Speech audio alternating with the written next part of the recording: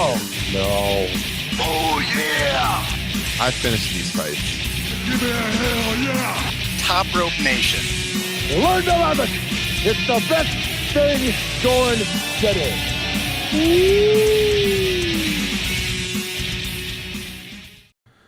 What's up, Top Rope Nation? Sunday morning, here to break down WWE Day 1. Kyle, I like these Saturday night pay-per-views. Makes it a lot easier to do these reviews. We don't have to stay up till 1 o'clock in the morning. We can take our time Sunday morning, kind of mentally digest the show, get our show notes ready, and then discuss with the viewers. Hopefully you guys are joining us here in the live chat. We're streaming live across all the platforms, as we always do. So as you're listening, if you have any thoughts, let us know. We'll get you involved in the show. As I mentioned, I'm joined by Kyle Ross today to talk about the latest pay-per-view offering from the WWE. And Kyle, how are you doing this morning? Correction, we are here to talk about the latest premium live event from the WWE. That's right. There we go. They have changed the wording. It's the premium live events now, which, I mean, honestly, it hasn't been pay-per-view in many years, so it makes sense, but it's just a little change to get used to, I guess. And, you know, as we'll get into, I'm not so sure about day one, but there's no one I would rather spend my day two with than you and the listeners here at Top Rope Nation. Oh, what a sweet thing to say, Kyle. Happy New Year, buddy. Cheers. Cheers to all the listeners. 2022. Did it kick off with a bang? I don't know. We're going to get into it with this show, Kyle. Let's just right off the top. What do you give it? The 8th ref gimmick. What do you give this show? First of all, it's a very personal question. If it began with a bang, I'm not going to answer that. So, but as far as the grade, let me say this first. For me to have the same outrage or joy, for that matter, I know that there were some people who enjoyed the show actually, that I'm seeing from others, that would have required a certain level of caring that I just did not have coming into this premium live event. So it was newsworthy. Mm-hmm. There was one good match, but this isn't anything I would watch again. Like any of it. I don't think I would ever watch anything again. So by WWE standards, it was a pretty average show. I think by what I want or expect from pro wrestling, it was probably a little below average. C-, maybe sounds right. It's exactly what I had planned to give it. C-. It's like pretty average to slightly below. I mean, if I look at our Twitter poll, so we got 152 votes since last night. So quite a few people chiming in here. We got 40% at a B, 20% at a C, 27% at D or F, and 13% at an A. So yeah, I'm kind of splitting the difference between the big chunks of people that gave it a B and a D or F, and I'm kind of C-. It wasn't. I agree with you. Nothing I would watch again. I didn't think there was anything on this show that was above 3.5 stars. I mean, there's no real great matches on it. There were some matches that were decent and fine, but nothing like go out of your way to see kind of thing. No, and I mean, isn't that the point of a premium live event? To have something worth remembering, something you want to go back and watch. I wrote on the Facebook group last night as we were all commenting about the show in real time that if you like the WWE, God bless your soul, you probably liked this show. Mm-hmm. And if you don't like the WWE, then you probably are no more excited about the promotion on day two than you were in day one of 2022. So I think when you look at the poll grade that we have on Twitter, it kind of reflects that, right? Where the two predominant grades are B or D/F. Yeah. And I think that reflects those two groups. For me personally, and this is my big takeaway from day one, is I have a frighteningly nihilistic view of this promotion as we turn the calendar to 2022. I sat and watched it. Didn't watch the whole thing in real time. I watched the end of the Rose Bowl before I jumped in.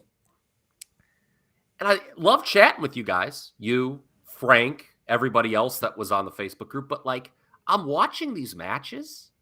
I don't care who wins. I don't care who loses. I'm sort of just looking at my computer chatting, not caring what's really going on in the ring. Yeah. And that's kind of sad.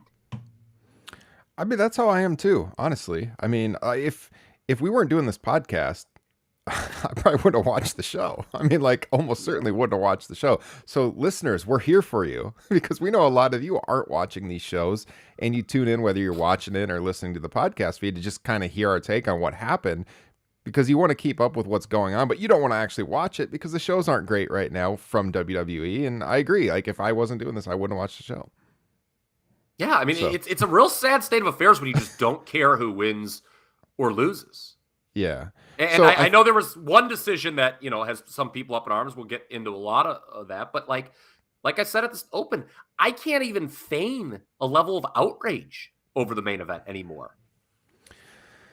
That's what, most of the emotion is about is how the main event went down, understandably so. And we'll get into it here with the match and stuff. But I think it's more not that people were connected emotionally to the product, or at least from my end, what I was writing on Twitter was more a frustration of they could do something else that would be better, that would elevate someone in a company that doesn't have top stars. Oh, and by the way, Drew McIntyre's injured. So might be kind of nice to have more top stars you could plug in case you're without somebody for a long stretch of time. But who am I? It's just like, I just see it as missed opportunities. That's what makes me angry. Not so much that, oh God, I was so invested in this title run Big E had. It's more like, why wouldn't you do this? Why is it the same thing for, like, I understand putting the title on Brock Lesnar and everything, but look, man, Brock Lesnar doesn't get me to tune in to the product. I understand they see him as a megastar. He is a big star, but he has been back with the company for a decade now.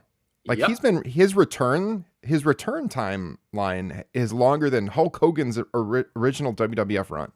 He's been back a long, long time. And to me, the whole thing is very played out. Now, if we do get to a Roman Reigns unification match or something like that, we could talk about that because we've talked on this podcast before that we hate having two world champions. But I don't like what they did to Big E and the way that they laid out the finish. We'll get to it here in just a second. And we're also going to talk about the big news with Roman Reigns. But before we do, I just wanted to say one more thing on that. Yeah. I don't know if you saw this. I retweeted it from our Twitter account, of course. But there was this take that Charles Loss, the guy who runs the PWO board, sharp guy, something you can learn from. He had this tweet that I really thought was accurate, where he said, "I think WWE sees Brock Lesnar and Roman Reigns as the end of history. They've pretty much been feuding for 7 years. They, meaning WWE, never seem to have any long-term plans that don't result in a feud between them, other than slight hope Dwayne, that being The Rock, can do something." Pretty much says it all. Yeah, I mean, that's what it is. Like, we talk about it all the time in our interview. It just spins in a circle, and it just comes back to the same people. And this promotion doesn't feel like it ever moves forward anymore. It just goes back to the same two people. And you can say it on the women's side, too. Mm-hmm. Absolutely. So we're going to dive into all of it in depth here in just a minute. Before we do, real quick, if you're watching on YouTube, please subscribe. If you're listening, please go to our YouTube page and subscribe. It helps us out. YouTube.com/TopRopeNation. We are available wherever podcasts are found. Leave us the 5-star rating. In fact, Spotify just rolled out a new rating system. They'd never had a rating system before. So if you listen to us on Spotify, go to the show page, hit 5 stars. Let's get out in front of that search algorithm, get as many 5-star ratings for Top Rope Nation as we can, so we rank highly on Spotify. We greatly appreciate that. And then, of course, the best way to support the show, patreon.com/TopRopeNation. We got bonus content dropping on a weekly basis, bonus shows every single week. This month, 2 editions of Top Rope Nation Classics dropping as well. The first one will drop later this week. We're going to be looking back at the first WWF main event, Shotgun Saturday Night from January of 1997. Should be a lot of fun. And so the link here is in the podcast description. You can read all about supporting us on Patreon. I do want to shout out 2 brand new patrons who have joined since we last did a live show. Jesse Velasquez, who is also part of the Blue Wire family on Blue Wire Hustle. He's got a podcast, Wrestling Unplugged and Undeniable. Check them out. They do a great job. Both of us are going to be appearing on that podcast here in the next week or two. So look for that. And then we also want to thank, Kyle mentioned his name a little bit ago, friend of the pod, Frank Pettiani of Pro Wrestling Torch. Thank you for your support on Patreon as well. Kyle, the big news as WWE Day 1 was getting ready to start was the status of Roman Reigns, because the show had been built around the Roman Reigns-Brock Lesnar match. We didn't end up getting that because about an hour before the show went on, they announced that Roman Reigns had tested positive for COVID-19. Of course, thoughts with him. We know the health battles he's undergone in the past, and he's not someone you want battling COVID. And, on a more macro level, you wonder if this will cause the company to evaluate their COVID protocol, because they had just announced they're no longer doing mandatory testing, and now their biggest star is COVID. Not great. A week ago, they took him off the road. They took a lot of people off the road, including Seth Rollins, who very loudly told the world he had COVID on Twitter, cleared to compete because he was at Day 1. But they took Roman off the road too. He was on the SmackDown tour down in Florida at the time, and we didn't know why. Could have been, at the time people are wondering, did he test positive? Are they trying to keep him away? Was he exposed and he's going into quarantine? We don't know for sure what happened, but it would seem to me like since they kept building up the match, maybe they just put him into quarantine hoping that he wouldn't come down with it. And then 5 days later or whatever, he got COVID, because we know like when you've been exposed, I think 3 to 5 days is the time period where it usually shows up.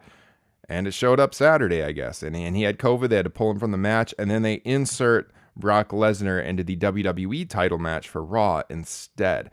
Pretty shocking news when you heard that, Kyle. I mean, thoughts on this? Yeah. So my biggest question is, and you kind of went over that, when did he first test positive? I'd like to know that. Obviously, regardless of when he tested positive, you do, as you said, and I'll reiterate these sentiments, hope he gets well. I'll peel back the curtain here a little bit. Your boy, me, I got the vid over the holiday break. Not sexy.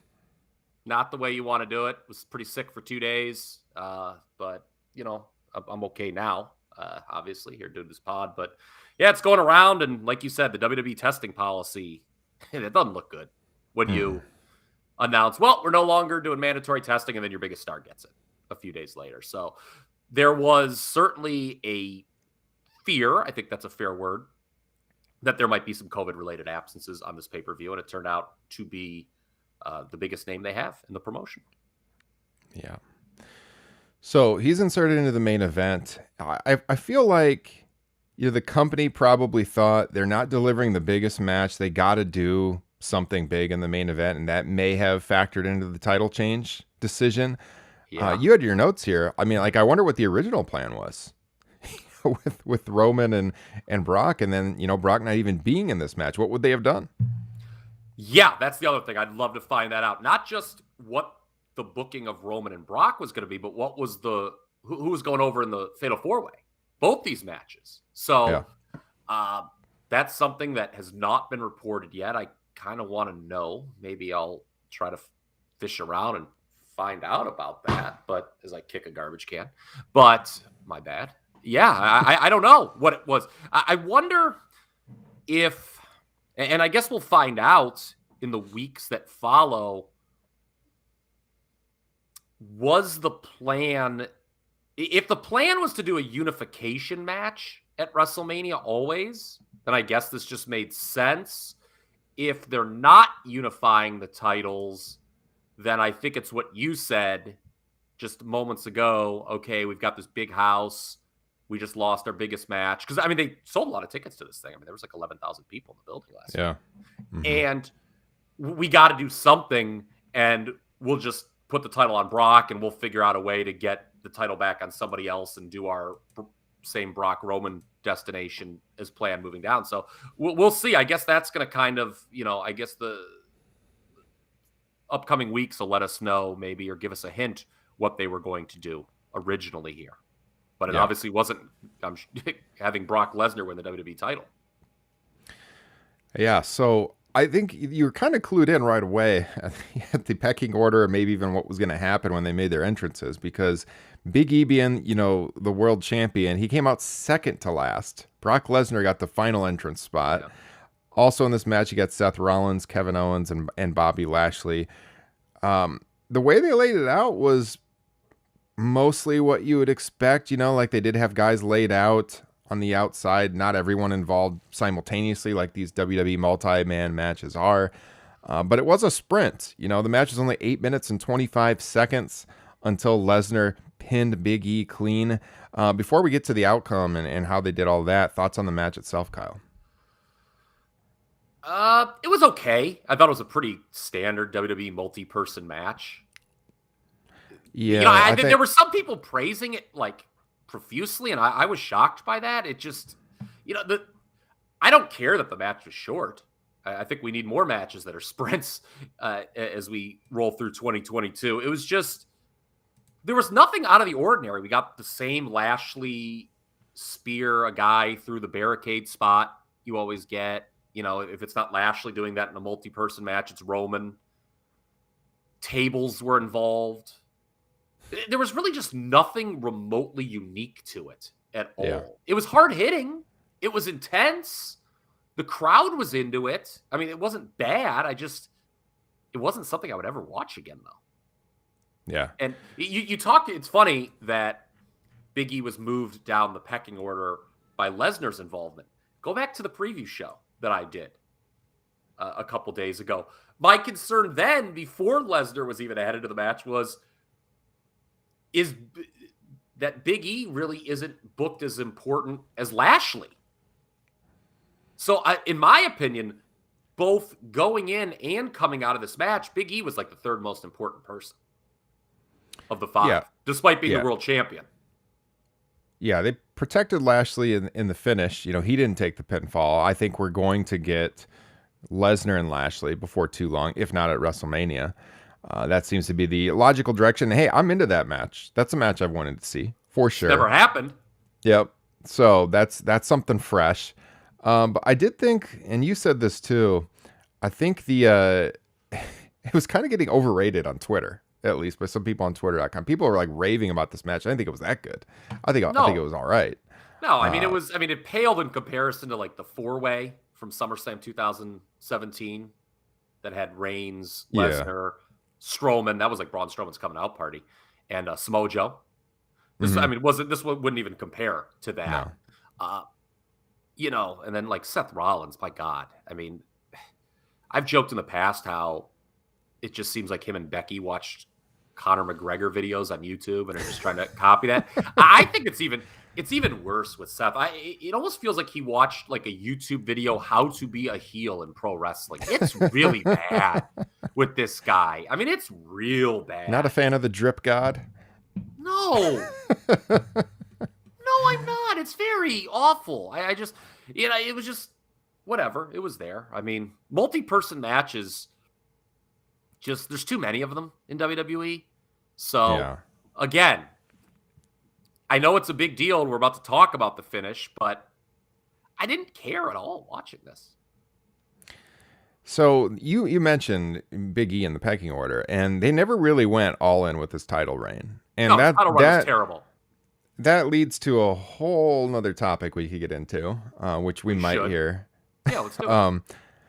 And that has to do with, okay, let's talk about it right now. There's been a lot in the news about what Tony Khan said and about African-American wrestlers in professional wrestling. Here. Okay. Yeah.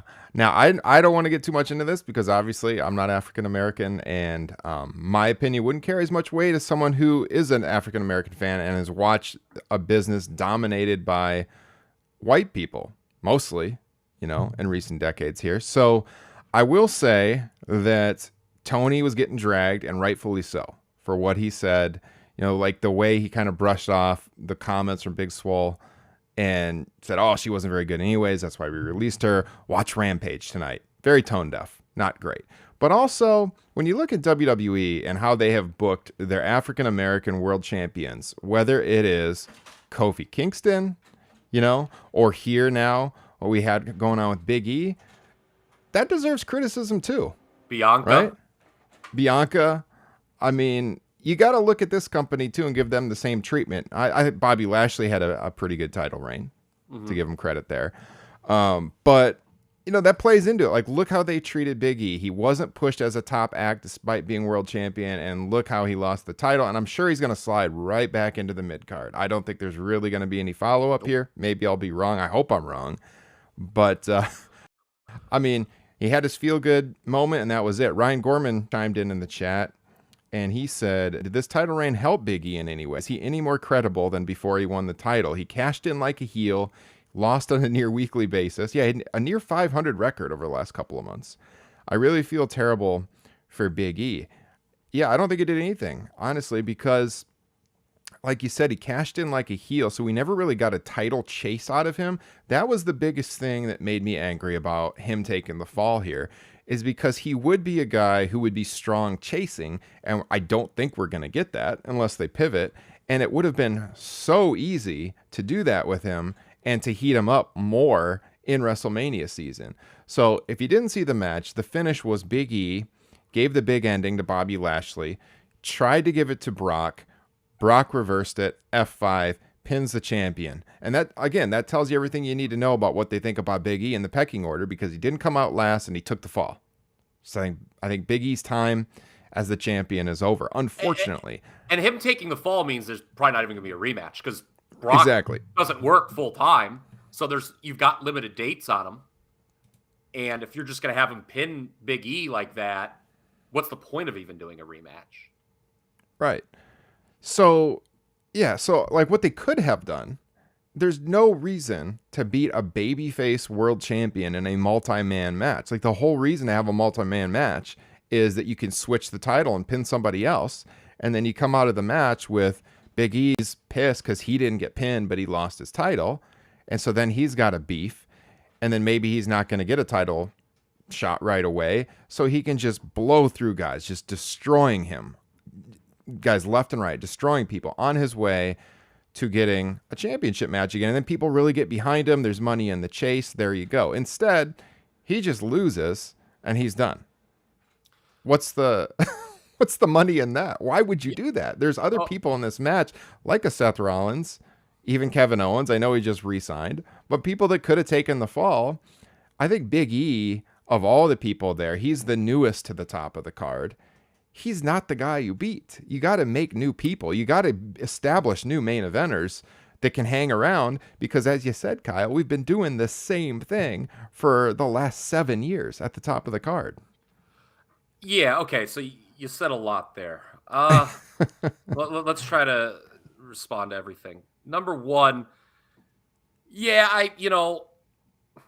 I thought about Big E losing and how it might relate to the rightful criticism of Tony Khan over the weekend. I don't know if this is the weekend we want to make this into a WWE versus AEW thing. No, I don't want to do that. But right now. if I was a worthy tie-in. Yeah. If I was a cynical person, and I kind of am, I would point out that, like, if you think Big E just getting this random win on a Raw and that being yay diversity, I think that, like, maybe you don't really understand what, like, meaningful change means. Yeah. If I was really cynical, I would say Big E was completely set up to fail with this title run.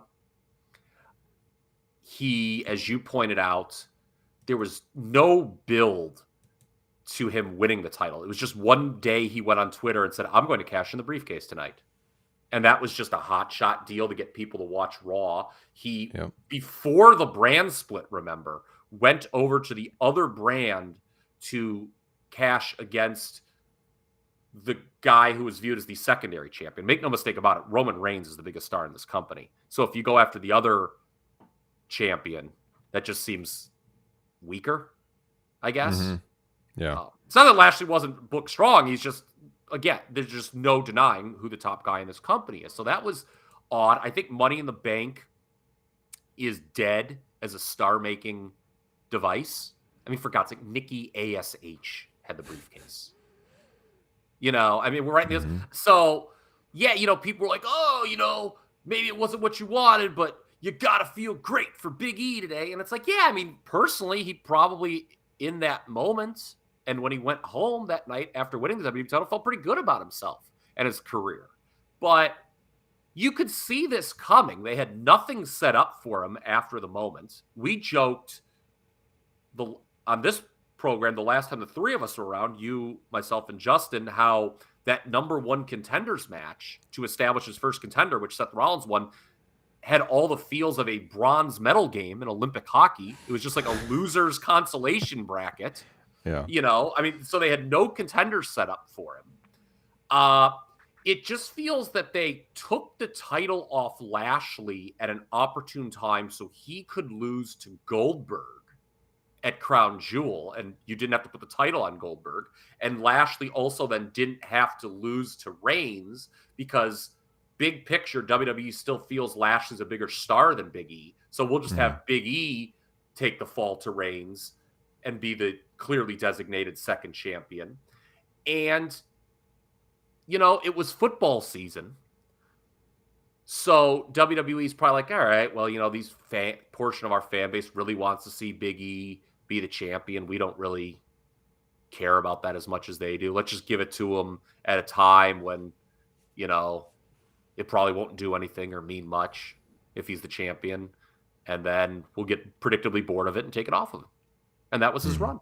To answer Ryan Gorman in the chat, his comment, no, this didn't help Big E at all. No. I mean, same with Kofi. Yeah, right? I was just going to say, look at Kofi Kingston. He had he went right great back. moment as champion, a moment as champion, then terrible feuds, and lost the title in 8 seconds. And you wouldn't know he's a former world champion if you watch the show. Well, unless if they remind you. It's just something they say when it's opportune for them. Like, oh, this guy's a former world champion. Oh, that sounds interesting. But it really isn't interesting. And I'll say this. I think Big E's run was worse than Kofi's. Oh, yeah. Oh, like, 100%. it was real bad. Yeah. Like, it was just one of those things that it's like, they had no faith in it whatsoever. You could tell right from the rip, like I said. And Vince was just waiting for the first opportunity to take it off of him, and I guess this was that. It was just pretty bad. I was thinking also of Liam O'Rourke, who guested on this pod when we reviewed Crown Jewel, he and I. We need to cut the audio that he said of the review of Big E and McIntyre.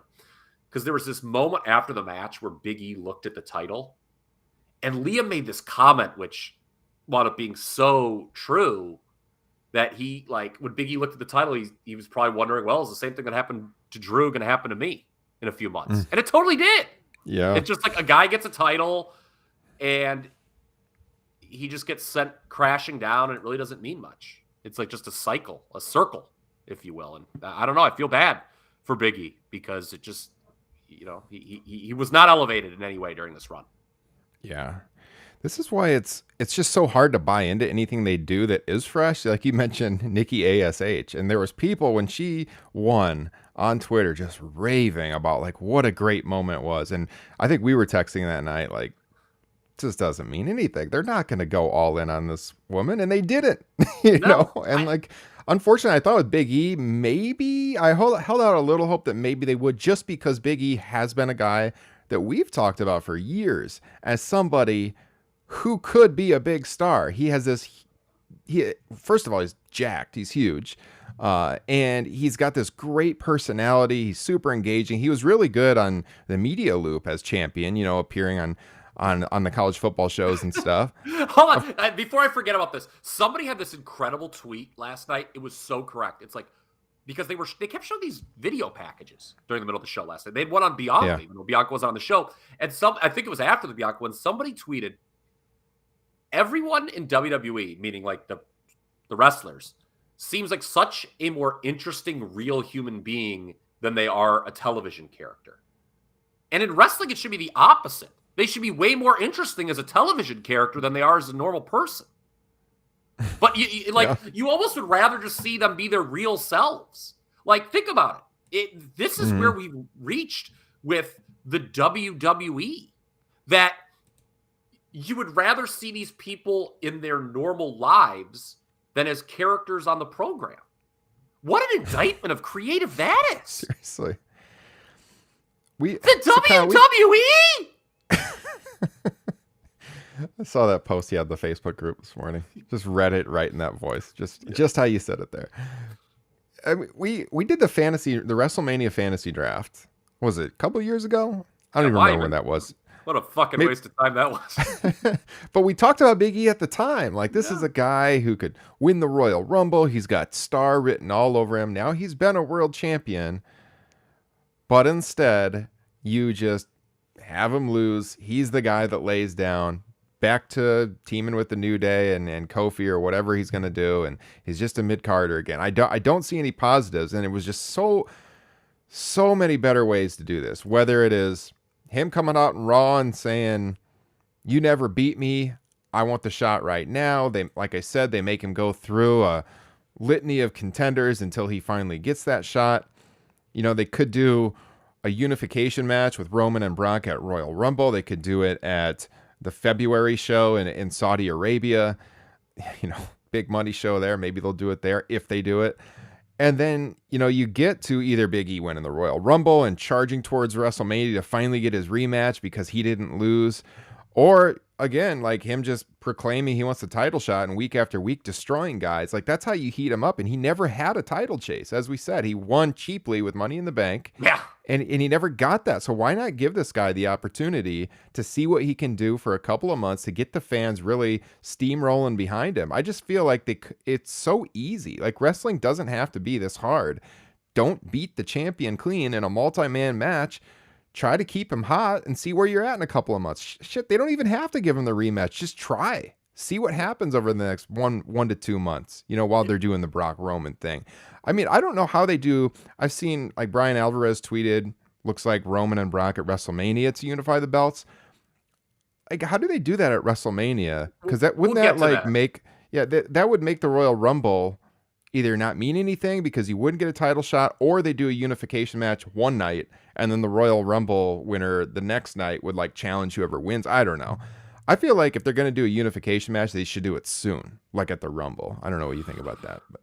We'll get to that in a moment. I don't want to get derailed here. And I did have a point that I wanted to get to. And it's this, you know, I think a comparison you can make right now between WWE and AEW, and I think we've talked about this before on the show, is, you know, you look at the way AEW crowned Hangman Adam Page versus the way WWE crowned Big E. So much of Hangman was about the journey and making you want to see him be the champion through the television, not just because people thought he was a good wrestler or a talented guy or a potential star or anything like that. They probably did think that, but you have to have that translated onto your television. Whereas WWE, it was nothing up. There was nothing that happened on television that really made the masses want to see Big E become the champion. Like I said, it was just a tweet out of nowhere. I'm going to cash in this briefcase I have. Yep. They didn't build him up. He was, you know, he lost to, you know, Colonel D's nuts or whatever, or, you know, Saba Simba 2.0 at WrestleMania, and then just kind of did nothing for the summer except win the briefcase. He was on the pre-show at SummerSlam. So that, you know, that hurt it. We've beaten a dead horse with that. As far as where they go with the titles from here, they are not going. I would be shocked. I shouldn't say they're not, because that opens me up to be proven wrong. But I would be shocked if they deviated from Brock Lesnar and Roman Reigns at WrestleMania. Shocked. Third time's the charm. I absolutely think now, whether it's a unification match or, like I was saying earlier, they find a way to get the WWE title off Brock and then just go back to their normal Roman Brock plans, remains to be seen. You know, in terms of it making sense and the Royal Rumble, it's WWE, man. I mean, they could do a deal where both of them successfully defend at the Royal Rumble, and then one of them just randomly just enters the Rumble and wins that. I mean, would that shock you if that happened? No. It's, I mean, right? They're like, oh my God, like Michael go, it's Brock, and he's like in the Raw, he just wins, he throws 10 people out and he wins. And they're like, what does this mean for WrestleMania? I mean, would you be shocked if that happened? Or if Roman did that? No. No. I wouldn't be shocked if, they did a deal where, they could do, if they wanted to keep the title split, they could have Brock wrestle Lashley at the Rumble, which I think they're going to do. And Roman could cost Brock the title, and then Brock gets in the Rumble and wins that, and then they go on their merry way. But yeah, I don't know. I hate two world champions. Here's the thing. If you do split the championships and you do have Roman and Brock as one of the title matches, what's the other title match? Like, Lashley will probably be involved just because they view him as the third biggest star in the company. But, I mean, you're not going to do Lashley and Big E, are you? I mean, my God, are they going to have Lashley get his win back over Goldberg? Goldberg has one more match on the current deal, I believe. I mean, I don't know. It's WWE, so it's so fruitless trying to figure this out because it's a 70-plus-year-old man who just wakes up one day and just wants to do something, and the poor bastards who work for him have to figure it out. So I don't know. This is what I want to talk about, though. I want to throw this to you because there's something that is just so fascinating to me with Roman being out with COVID and the reaction that I saw from fans all day long on Twitter. The announcement's made, and there's immediately this sentiment, oh, well, this 5-way is going to be a banger. And no one seemed remotely upset that this huge main event was lost. The match the show had been built around. Yeah. What does that say about WWE storylines? That the literal biggest storyline in the promotion was not going to progress, and no one seemed to care. And actually, a lot of people seem to be more excited about the other thing happening. I would say that illustrates what I've said on these pay-per-view post shows exactly to a T for years now, where I always come on here and I say, you always know you're going to get some good matches, but there's no overarching story that gets you emotionally invested.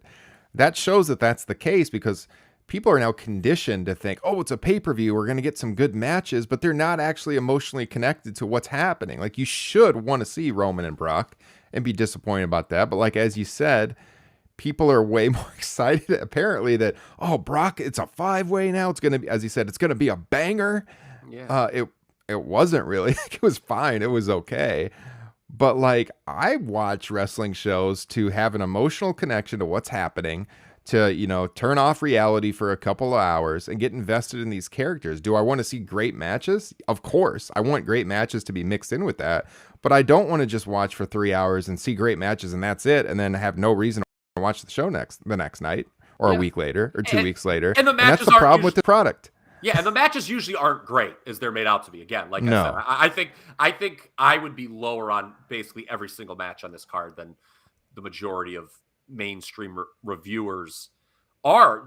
Okay, let me just throw this out to you. Is Brock Roman the awesome storyline that some people think it is then, if you had such a large portion of the fan base seemingly not care that it wasn't being progressed on this show? No, that's why you do something different, man. That's why you try something different. And then I was kind of irritated, a little bit. Maybe irritated is the wrong word or whatever. But, when you talk about this scattershot booking, if fans are like this and they just are like, a cat and they're like, ooh, look at this new shiny toy, and just forget about the old shiny toy, no wonder we get this shitty booking. If fans are just going to be like that, if everybody... It says one of two things, the reaction here, that Lesnar-Lashley is a bigger deal than Lesnar-Reigns, or that WWE fans just don't give a fuck about storylines anymore. It says it's one of those two things, or maybe both. And it's fascinating to me. Like, there was a time in this industry where it would have been considered catastrophic to lose a main event like that. Yeah. And not only were people not sad, they seemed like excited to move on to something else. I think they are conditioned to not care about, at least WWE fans are conditioned, because I see this all the time on Twitter in our mentions. If we are critical at all about WWE, the WWE defenders will come out. And like, we're critical of WWE because we want them to be better. I would like to watch two hot products simultaneously. It's awesome. It's happened before. Like, that's what I want. And they just come out and defend. And it's like, because they've grown, like the younger WWE fans have grown up during a period where the product hasn't been good creatively for a long, long time. And they don't really even know what that looks like. So now they're just conditioned to want to see good matches, and that's it. And to me, there's really no draw in that. I mean, honestly, that's one of the reasons why I haven't been tuned into New Japan this year. New Japan just hasn't had the draw for me that it has in years past. Basically, once all the guys left that went to AEW, I know they're having bangers of matches all the time over there, but my time is so limited to keep up with both WWE and AEW for this podcast. I just don't have time to watch it, and there's nothing really drawing me into watching it. If the only thing I cared about was watching great matches, I would only watch New Japan because I know what's happening all the time there. But I want more than that. And unfortunately, WWE doesn't seem to care. A big section of their audience apparently doesn't care anymore either. And they'll talk about what great matches they saw last night, and nobody will remember them in 2 weeks. And like, honestly, a year from now, will you remember anything from this show? Like, you might remember that Lesnar won the title, but even a couple of years from now, you might have to think about, how did that happen again? How many times has he been the world champion? What happened? Oh yeah, that day one thing. Like, there's nothing just memorable about this. It's just, and it was, I think it was below average as far as in-ring matches go too, compared to some of their pay-per-view offerings or their special event offerings. Premium live events. Whatever it's called. I think nothing above 3.5 stars. No 4-star plus matches on this show. Nothing I would go back and watch. It's funny. You referenced something I had thought of too. Other than this being the first day one pay-per-view, there is nothing on this show that really places it in the year 2022. Does that make sense? Like, look at some of these matchups, and we'll go through them all here in a minute. We're at the undercard. Usos New Day. Randy Orton's one of the most popular people on the show. Edge and Miz. Nothing about the show says moving forward, says 2022. Like, if you just, again, knocked me unconscious, put me in a coma, woke me up in 6 months. Mm-hmm. Please don't do that for the record. But if you did, and then you showed me this pay-per-view and we're like, when did this happen? The only thing for me that would place it in the year 2022 is that I know that they've never been a day one pay-per-view before. Yeah. Tried something new. Yeah. I mean, that's really the only thing. Like, there's certain, when a new pay-per-view title comes out, by the way, doesn't that back up what we've been saying on this show for years about the pay-per-view titles? How it's actually quite important to have unique pay-per-view titles instead of, frickin' Vengeance Part 27 or whatever. Right? Yeah. I mean, literally, other than the name of this pay-per-view, nothing says 2022 about it. No. Great comment from Tim Jensen, a good friend of mine, by the way. Nothing says 2022 when your wrestlers are from 2002. Yeah. Oh boy. All right, I think we've talked about dude, that's pretty crazy when you think about that, man. Like, 20 years since Brock won the title for the first time. That's like Hogan winning the title in 2004.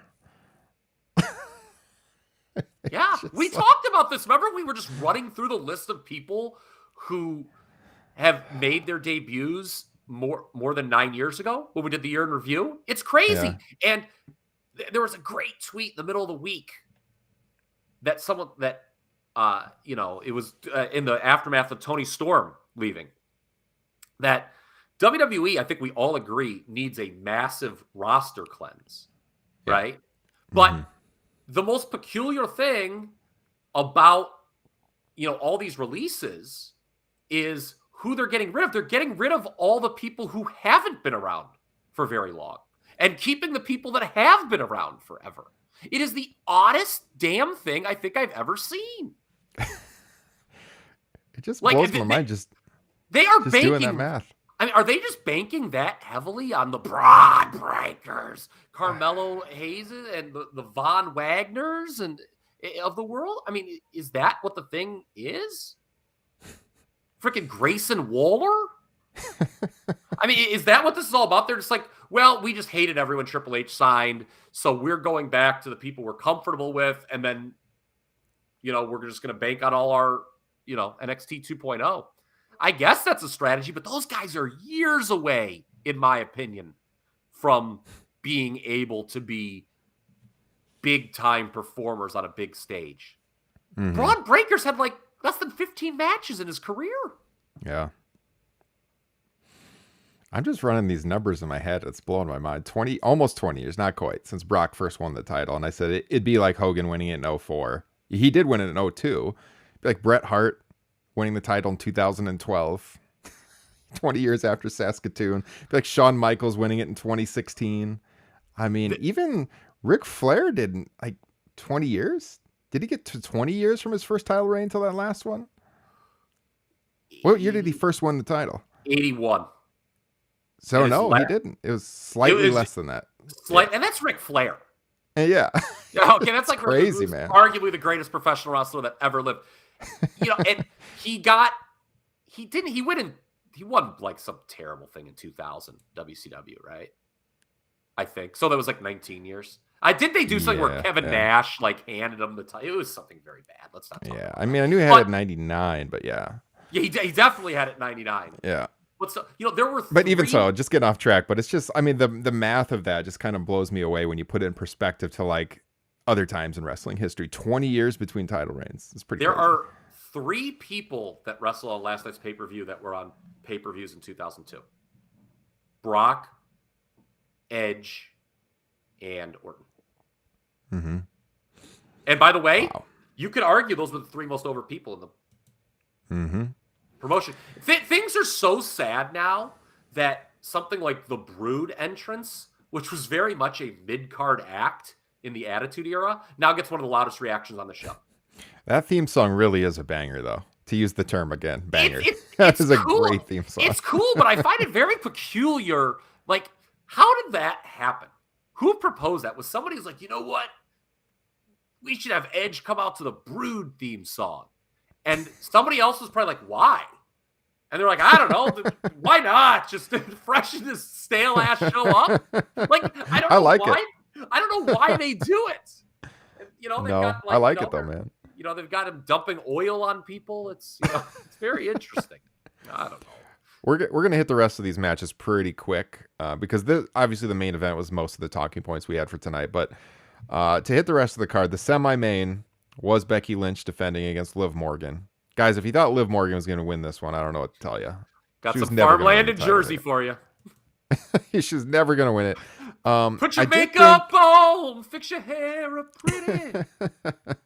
Kyle, you talked about in the... It's great. You talked about in the Facebook group how, Liv Morgan, she needed to have a good outing, given that she's got some focus here. Even in a losing contest, to prove herself a little bit. And I thought the match was kind of slow early. You got it in your notes. Nobody wants to boo Becky. We talk about this every time out. And lots of people were cheering Becky. The best is every entrance they have those piped in boos for her. Yes, and then they show the so crowd. Obvious. And then they show the crowd and everyone's cheering. Nobody's booing. Who's falling for this? Is there somebody out there saying, ooh, this Becky Lynch? How confused must a non-regular WWE watcher be when they're like, wait a minute, where are these boos coming from? Everyone's cheering. I think it was this match. I can't remember for sure because they are doing piped in noise here and there. I guess that's the fallout of the Thunderdome era. I feel like there was a point in this match where there was a chant for Liv with claps, but you looked in the crowd and nobody was clapping. But you heard the chant and the claps. It was very odd. I think it was in this one. Yeah, I think to put a bow on what you're saying, the early part of this match, there was just a clear sense of indifference from the audience, the live crowd, which reflected Becky being miscast as a heel and no one buying Liv as having any shot of winning this match. But by the second half of the match was pretty strong. Liv did that cool spot in the corner where she ran in and flipped around and then powerbombed. That was Becky a nice stunt powerbomb. That was. Yeah, that was cool. the finish looked to me like it was botched a little bit. So like after Becky slammed Liv to the mat, she went to cover her, and then she immediately she looked up at the Titantron, and then she looked behind her, and her feet could not reach the ropes, and she just pinned her clean. I think she was supposed to use the ropes for leverage. So a messed up finish. That was it. Just drag her closer. Yeah. I don't know why she didn't do it. It was a rotten finish. So to get back to what you said that I said, because I did say it, if you're following along in the Facebook group, that Liv really needed a good performance here to, keep any standing in the company. I think she gave a good effort. Both women worked really hard here to get the crowd behind Liv, and the crowd was behind Liv. But the problem with all that hard work is it doesn't mean much if you're still beating the babyface in the end. Right. With a rotten finish, no less. So you talk about what happens with Big E. Well, what happens with Liv? And the reason we ask these questions on podcasts like this, by the way, speaking of dumb WWE words, remember when they tried to change podcast to conversation series? Only WWE would do such a thing. Welcome to the latest edition of the Top Rope Nation Conversation Series, everyone. What kind of fucking horse shit is that? Anyway, the reason we say that is eventually Becky Lynch is going to go away, Brock Lesnar's going to go away, and the WWE's going to be like, oh shit, well, we want to push Big E and Liv for real this time, and the crowd's going to be indifferent to it because they've already seen them get this half-ass push. It's really hard to overcome a bad first quote-unquote main event push. That's why I complain. And this has been going on for 20 years where the next generation should be getting wins. They don't because the WWE preserves the status quo. And then the status quo leaves and WWE's like, oh crap, we've got these people left. And now we need them to be our stars, but everyone views them as lesser stars than the previous generation. And it's Isn't just that exactly what happened in WCW? Yeah. Except it didn't go on for 20 years. That lasted 2. Yeah. Even the women's division, they had Bianca Belair, who they booked like shit too with her title run. But other than that, the women's division's pretty much been exactly the same for 7 years too. Yeah, we said it on the 3-year in review that we did. This year at WrestleMania will be the 6-year anniversary of the 3-way between Charlotte, Becky, and Sasha. All 3 of those women are clearly going to be in the 2 title matches at WrestleMania this year. So you've really only elevated in 6 years one woman into the main event scene. And it remains to be, who knows? They could call Ronda Rousey and do her and Becky for all I know. And not even put Bianca back into the title picture. Based on the fact they gave her a video package, I'd like to think they're going to do something with her, but who knows? I did like Jessica Carr, the referee, doing Earl Hebner tribute spots with the slow delayed before 3. It wasn't really working at first because it's kind of like the pause before to get the crowd really into it. Yeah. But yeah, I don't know. The crowd was into it at the end, but like I said, if you're going to get the crowd believing in the babyface just for the babyface to lose, what's the point? Yeah. Underneath that one, they had Edge and The Miz. And Kyle, was this Edge's worst match since he's returned outside of that abomination at WrestleMania? Oh, okay. Yeah. I was outside of that. My mind immediately gravitates towards that. Probably. I think this was a lesser version of the Rollins match from SummerSlam. If you recall that one, if you don't, that just kind of proves our point when we talk about WWE that you don't remember it. But they're laid out as these thaw epics. They do things that you see in great matches, but they just don't mean much. It just feels like, tribute spots to great matches that are getting lesser reaction than they did in the actual great matches.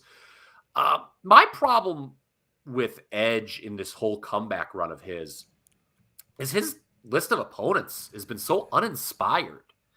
And, you had Orton, Rollins, now Miz. It just doesn't feel contemporary again.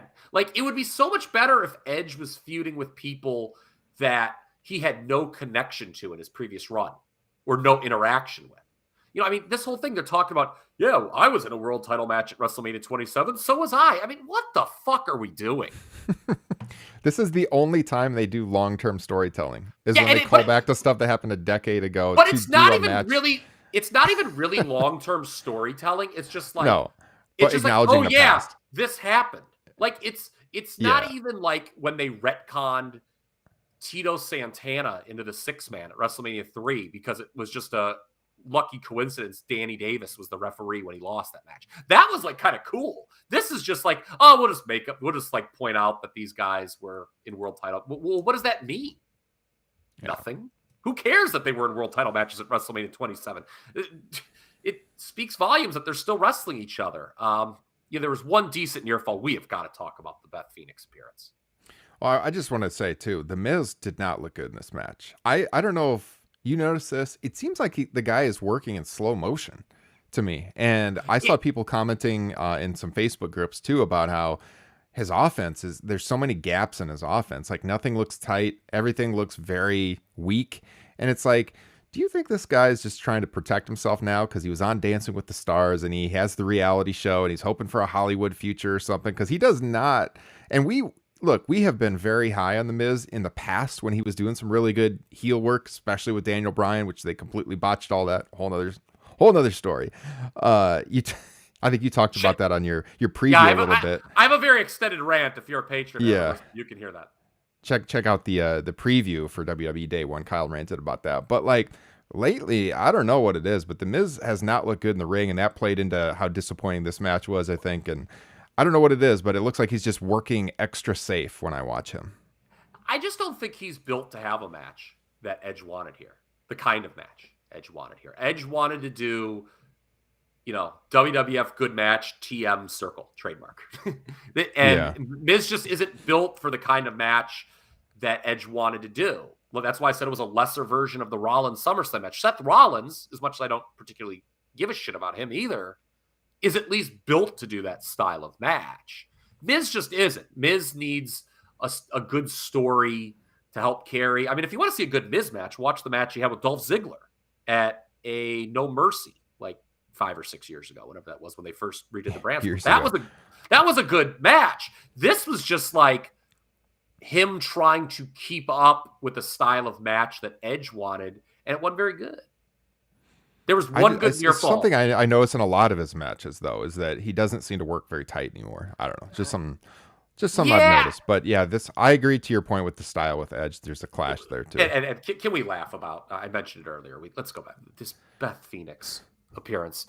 I mean, imagine someone who doesn't follow WWE watching that, how comically awful that looked. It wasn't just the silly faces she was making. It's that, like, apparently people in WWE are frozen at the top of the ramp until their music hits. Like, why was she just going, oh, my music hits, now I can move? Like, what is that? It's so phony.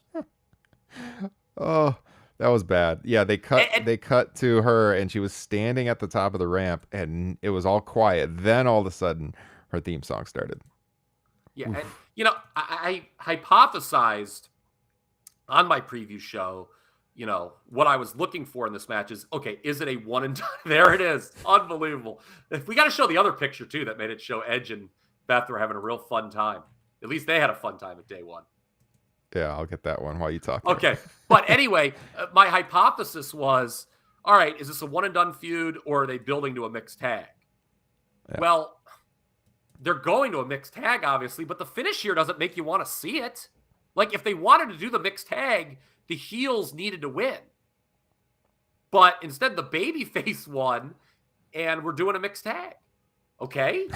And, right. I guess that'll be on TV because, my God, you're not stretching this feud out to WrestleMania. And doing a mixed tag doesn't seem like something you would do in the Kingdom of Saudi Arabia. Maybe I'm wrong. I don't know. So, I like, who cares? Yeah, here's the other picture. Yeah, I mean, there you go. It seems like at least two people had talk about bringing in the new year with a bang. There you go. All right, moving on. RK Bro and the Street Profits. This was just questionable booking because you knew Street Profits weren't winning the title. Montez Ford is awesome.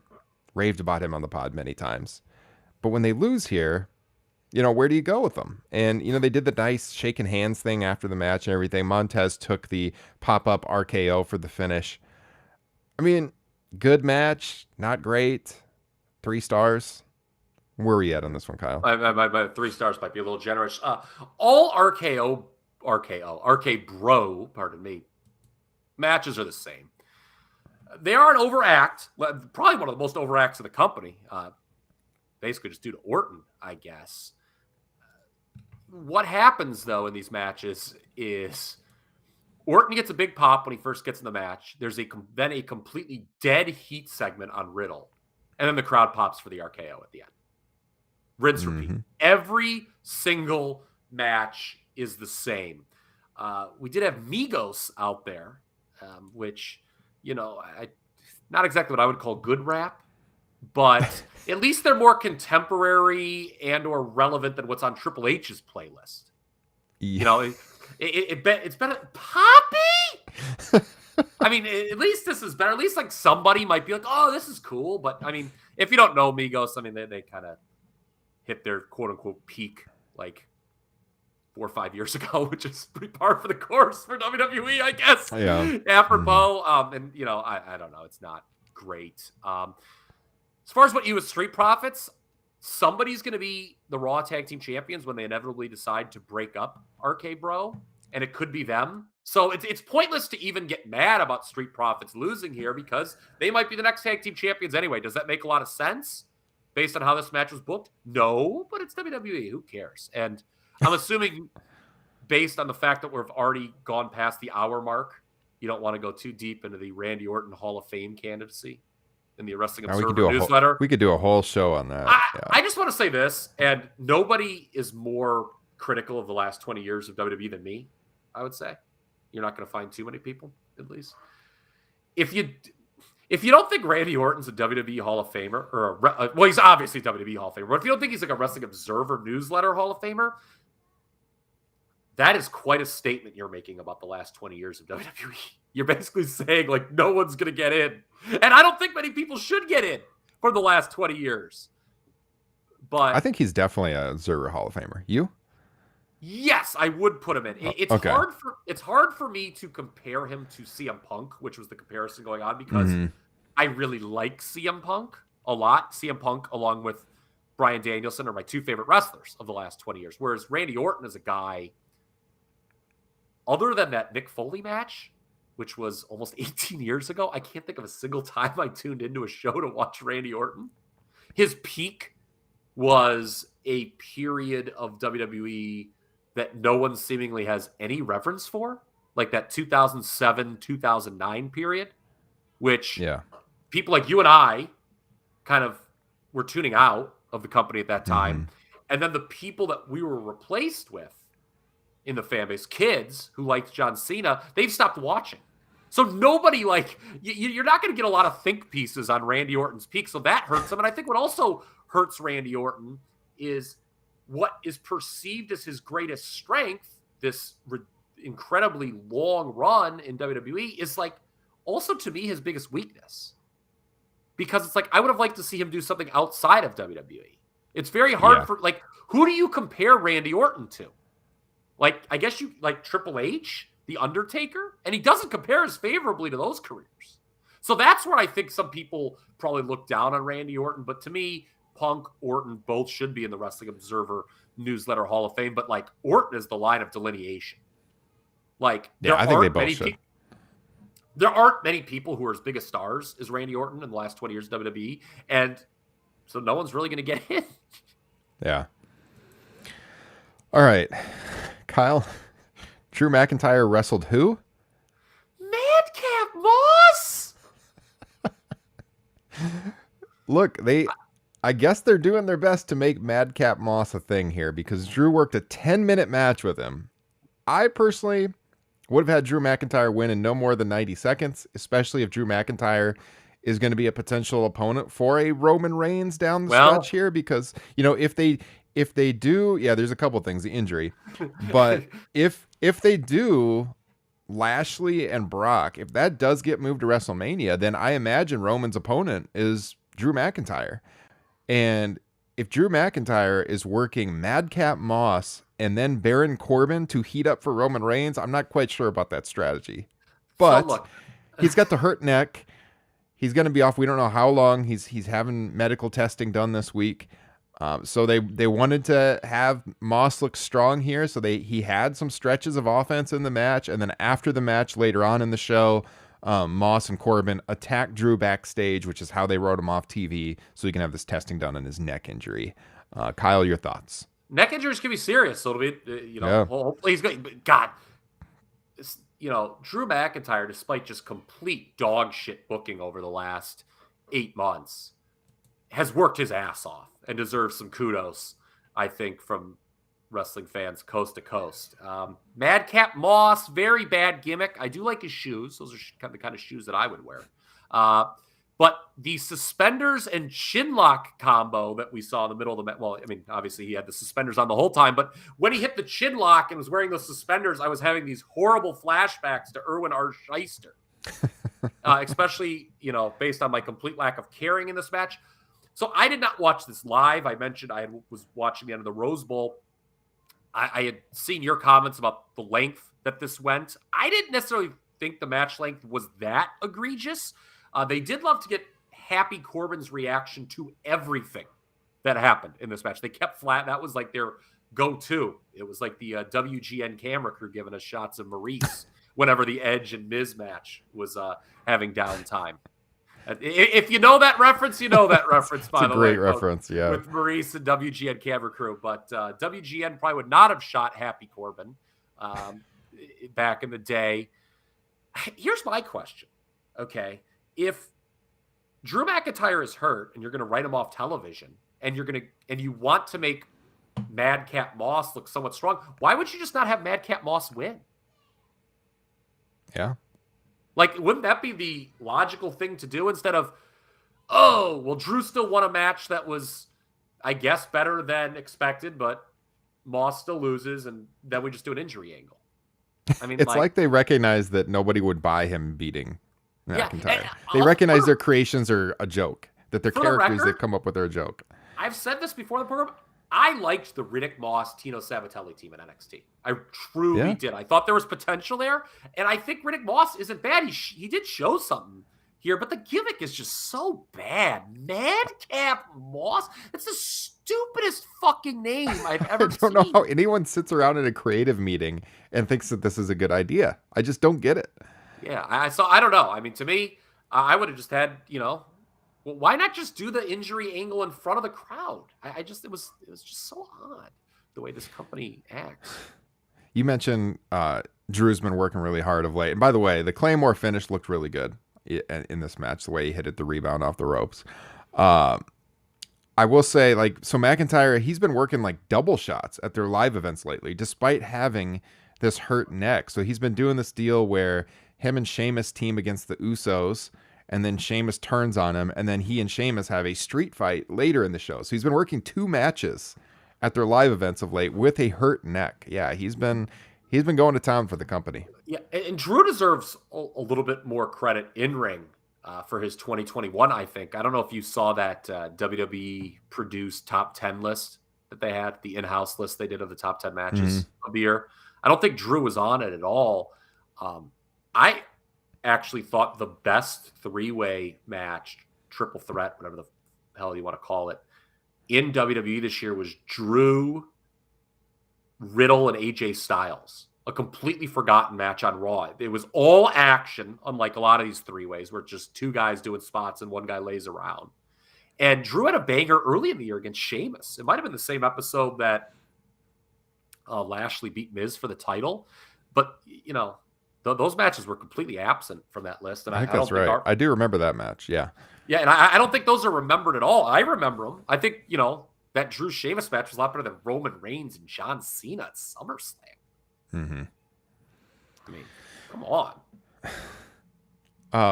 They opened the pay-per-view proper, the special live. God, I'm not gonna be able to Premium use live this. event. Premium live event. They opened the premium live event. Ryan, why don't you get it? We're doing a conversation series about a premium live event. And here we're going to talk about the New Day getting a title opportunity at the Usos, but not for the belts. Yes. You got all that? So Usos and New Day opening the show, and of course they've wrestled on pay-per-view like dozens of times, I think, over the years. It seems like, anyways. I didn't look up the exact figure. Probably the best match of the show. I'm not sure that anything happened in this match where in 2-3 weeks time you're remembering it much. Certainly several months down the road, like when you're doing your end of the year best matches of 2022 list, I don't think many people are going to call back to this one, but it was a very good match. I'd give it like 3.5 stars. This would be like the top out match for me. They did, like I said, they've worked many, many times before. They did do some interesting, unique spots that they haven't done before. There was a tequila sunrise in the match. The finish with the 3D, it kind of set it apart from what they've done previously. Again, good match, best match of the show. Not particularly memorable, though, I would say. So as I was watching this, and again, I watched this one after the fact. I did not watch it live. But my big takeaway was it didn't seem like the audience really cared who won. I didn't care who won. But there was this big difference that the audience was way more into the match despite not caring who won than I was. Like, I was like, all right, this is good, but like, I don't really, care at all who's going to, but the audience just seemed like super into it, regardless that they didn't care who was going to win. They cheered when the heels won. And again, that speaks a lot to the WWE audience and the state of WWE storylines that people just, I guess that's, what some people, the remaining WWE fan base kind of wants, but yeah, I don't know, man. Like, I was watching stuff, they were doing good stuff, but I just didn't give a damn at all. It's I sometimes will like to construct arguments because I know, people might want to like poke holes in what I say. So I want to jump out and nip their counter arguments in the butt. I want to compare this to Rock and Roll Express, Midnight Express, who obviously had a lot of matches back in the day. Okay, I can see someone who knows me well, like a Chad or something, trying to be a real asshole. Trying to Chad, we know you're listening. Yes, trying to say, oh, well, you liked when the Rock and Roll Express and Midnight Express wrestled at Wrestle War 90. And yeah, I did. But the Rock and Roll Express had left for like 2 years before that, Whereas this, again, time, place. I talked about it in the preview show. Things have happened with these teams over the last 5 years. Does this match feel any more important than it did in 2017? I think not. It was good. But yeah, like you said, it's not anything that I'll care about in a few weeks. It was a good, probably very good tag team match. Yeah. Real quickly, some other things that happened on the show. So earlier in the day, Johnny Knoxville, remember him? He put out a video on his Instagram page. He's more gray than I am. Announcing he wants a shot in the Royal Rumble. Look, man, the way this company is headed, I don't know that they're going to be able to fill out the roster for the Royal Rumble. So why not get Johnny Knoxville in there? Do you know what's like so terrible is it's going to be like one of the real highlights of this year's Rumble, him in there. Yeah. And again, in like 2 weeks, no one's going to care. I get that celebrities are something that has set WWE apart from other wrestling promotions for years. Goes back to the first WrestleMania, folks. If you don't think Mr. T was the key cog of that particular event, then maybe you need to go back and study your history. And there have been a lot of examples of celebrities being real difference makers through the years in WWE. Mike Tyson, certainly at WrestleMania 14, was one.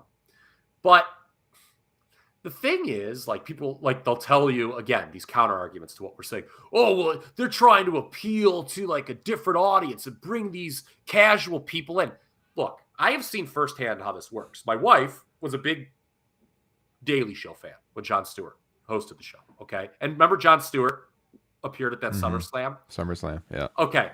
And she was like, she laughed at it. She had, oh, that's funny. Jon Stewart did it. I'm like, oh, are you going to want to watch Raw tomorrow night? She's like, no. Of course not. It's just all they do, and especially now with social media, it's so easy to see these clips, especially because WWE sends them to everybody. people who like these folks see the clip elsewhere and they're not having any sort of emotional connection to the show. Do you think like Bad Bunny fans are like, man, I'm so glad that I gave this 2021 WWE a try? No, they watched his match and they moved on to do whatever else they were doing before. Plus, Johnny Knoxville, I mean, I put this out on our Twitter page, but like, don't you have to be like 25, 30 years old at least to even know who he is? Like I haven't been following his career very closely, but it feels like it's been quite a long time since he's been a relevant celebrity. Yeah, I mean, does he even take the bumps anymore? He seems I old. don't know. That's like what a I put out. jackass. I mean, don't they like? I mean, It's like 20 years ago. I wasn't a big Jackass fan when it was at its height. I certainly haven't thought about it in many, many years. Probably haven't thought about it since the last time they were involved in WWE. Mm-hmm. Loved when the late great Umaga stiffed the shit out of Steve-O, by the way. So they brought in those guys, the Jackass guys in 2007, and Knoxville was involved and was supposed to have this match at SummerSlam, and then Knoxville pulled out of the agreement. Because that was Benoit related, I remember. Was it? Was it? Yeah. That's why Knoxville didn't want to do it? Yeah, I think, WWE obviously was getting a lot of shit. I think that they pulled out. Was that the same time as they did the Umaga Steve-O thing? Or was that a different time? Remember that when Steve-O wasn't selling, so Umaga just fucking started laying it in? That's something that should be celebrated more in WWE history. Apparently Vince has no bad feelings about him pulling out of that agreement 15 years ago, because here he is. Look, I put on the Twitter page, that collective noise you just heard was a bunch of kids turning to their parents and asking them who the hell Johnny Knoxville is. And by kids, I mean anyone under 30. I'm going to make a comment right now. Okay, and there are people who are going to get upset, and I don't give a damn. I wonder if Vince even remembers that he worked with Johnny Knoxville 15 years ago. I really do. There's a very good chance he doesn't. I really wonder. Like if Johnny Knoxville's like, oh man, it's great to be back here. What, pal? Never seen you before in my life. All right. Real quick, the pre-show had something newsworthy happen. So we had Sheamus and Ridge Holland teaming against Cesaro and Ricochet. And Ridge Holland got a broken nose in this match. Yeah, I'm not laughing about that. I hope he's okay. That looked pretty nasty. Mm-hmm. I'm laughing that WWE sent out a tweet. It was a picture of Cesaro and Ricochet. It was like, name this team. So I don't know if they're going with them as a team moving forward. But there were multiple people who responded, Wrestling Observer newsletter most underrated. Which, I don't know, I found funny. And the heel overcame the odds. Yes. So Ricochet, it was Ricochet. He hit a kick and a knee when he was flipped by Cesaro. 450. To hit the nose. And yeah, there was a lot of blood. Hollins is taken out of the match. You're working 2-on-1 here. They didn't deviate from the planned finish, though. Sheamus still won. So, yeah. Certainly it's kind of awkward. Yeah, kind of awkward that they didn't deviate from the script after that injury happened earlier, but that's what they did. So, Sheamus, another guy winning that was in this promotion more than 10 years ago. Yeah. So that's WWE Day 1. Hold on. The talking point is gonna be the world title situation, as we spent the majority of the show talking about that. Kyle, yes. All right, here's a stat. I think this is right. I'm positive. I think. When did the Usos come in? Actually, because I want to be. The Usos were definitely in WWE in 2013. I know that. Yeah, I was gonna say 11 or 12. Okay, let's Google this, just because I don't want to like make. Okay, you look it up, and then I'll have the take ready. I can adjust accordingly. Started on the main roster in 2010. Florida Championship Wrestling in 2009 and 2010. Okay. May 24th, 2010. They made their debuts. Every single person that won a men's match on this pay-per-view was in WWE for at least 10 years. Or appeared on WWE television more than 10 years ago. Wow. Becky Lynch was the only winner, and that's because they didn't take the women's division seriously back then. That doesn't go back. Lesnar, 2002. Edge, obviously, has been gone for a while, but, he's been around forever. Matt Riddle, I guess, is the exception, but he's with Randy Orton. Drew McIntyre goes back over 10 years. Again, there was a sabbatical, but still. Usos go back over 10 years. Sheamus goes back over 10 years. And Wow. again, it goes back to if the argument is they're trying to reach out to new fans or bring back people, but the people who have left the product, don't they look at a card like this and they see who wins the matches? Maybe they don't even know some of these people have left and come back, and they're like, wait a minute, look at these people who won. These are the people who were winning when I lost interest in WWE. Doesn't do a lot to bring it back. Yeah. Is that not like? It's accurate. A standard reaction. I mean, I've told the story about some of my buddies before. They're throwing hats in the fire when they hear Randy Orton is in main events or Brock Lesnar's in main events. When Edge was inducted into the Hall of Fame, I'll never forget a buddy of mine, Nick, look at me saying, "Was Edge good?" Wow. I mean, Edge is good, but I mean, that just shows, the kind of fan that WWE wants to bring back. Those are the things they say. Wow. A lot of problems, man. A lot of issues. You get some good wrestling, but the larger issues are not. I think, and I said good, not great. Good, not great. Because if you're on Twitter.com, you're going to be hearing about great and bangers and stuff, and you get some good wrestling. But yeah, that's about it. The bigger issues remain, and this is why the company's not growing. You're not growing. So. Well, guess what? We got 363 more days than WWE this year, buddy. Yeah, we do. And we will be back to talk about it. We're going to talk about, like I said, 1997 WWF later this week over on our Patreon page, reviewing the First Shotgun Saturday night. So if you want to hear that, sign up for the Patreon page. That should be a lot of fun. It'll be myself. Justin will be with us, and Kyle. Later in the month, we'll be doing another Top Rope Nation Classics. We got the bonus shows every single week. We're going to have 2 watch-alongs again this month on the Playback app. The only way to do that with us is to get in the Facebook group. Link here in the podcast description. If you haven't heard us talk about it on the show recently, we're doing twice a month live watch-alongs with AEW Dynamite, where you literally get on this new app and you can watch the show with us, like in the player, like an actual video stream of AEW with us overlaid down in the corner, and we're talking with all of you in the chat room. We can bring people on stage. A lot of positive feedback. It's a lot of fun, so check it out. Get in the Facebook group so you can join us. I think we'll be doing that again next week, a week from this Wednesday. We'll be doing another playback. Yeah, let's say hopefully, as long as everything goes according to plan. You and I believe, for the patrons, are going to review this week's Adam Page Bryan Danielson match. Yes, and Dynamite in general. The entire it'll be a Dynamite review. I think we're tentatively planning. You and I, we talked about recording on Thursday. Correct. Okay. Yeah. Cool. Who knows? Maybe we might even talk a little NXT. Yeah. On that show, if you want to watch it. If not, I might just, I don't really. Something that I can always just watch whenever and review it on my own. But I'm actually a little intrigued, believe it or not, in New Year's Evil more than I was this pay-per-view. Kyle's been doing a couple of solo shows on the Top Rope Nation Extra show, which is our weekly bonus show on Patreon. And they've been really good listens. I actually did put out last week's to the main feed so everybody could hear what he's been doing. But he did one the week before too. And so if you want to hear all those, join the Patreon page, like I said. And thanks to Frank and Jesse for signing up this week on Patreon. Really appreciate your support. I'm going to be doing podcasts with both those guys over the next 30 days, I think. Yes. Yeah. So we're branching out. We're going to be bringing on some new guests this month, actually. Got some stuff coming up. So stay tuned and subscribe. And I don't think I've even mentioned this to you. I think I'm going to be chatting with our good friend Liam again about old WWF very soon. Nice. The WWF series over on Squared Circle Gazette coming back. Yes, believe that's coming in the new year. We finally found some time to do that. The Invisible Enemy, I believe, has been released for my soul again. That sucked, folks. Be safe out there. Don't be like me. Don't be like an idiot. Yeah. And have your entire family mad at you that you had to reschedule Christmas. Who's the asshole? Me.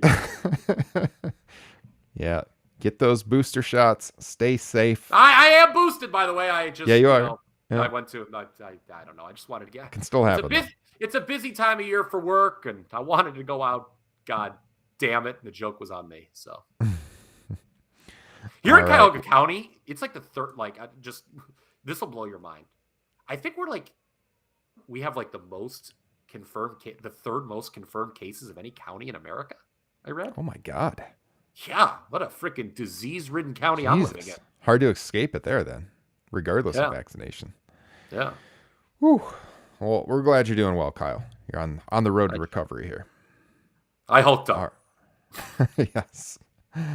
All right, everybody. Thanks for tuning in live or on demand here on the podcast feed. However you're listening to Top Rope Nation, appreciate your support.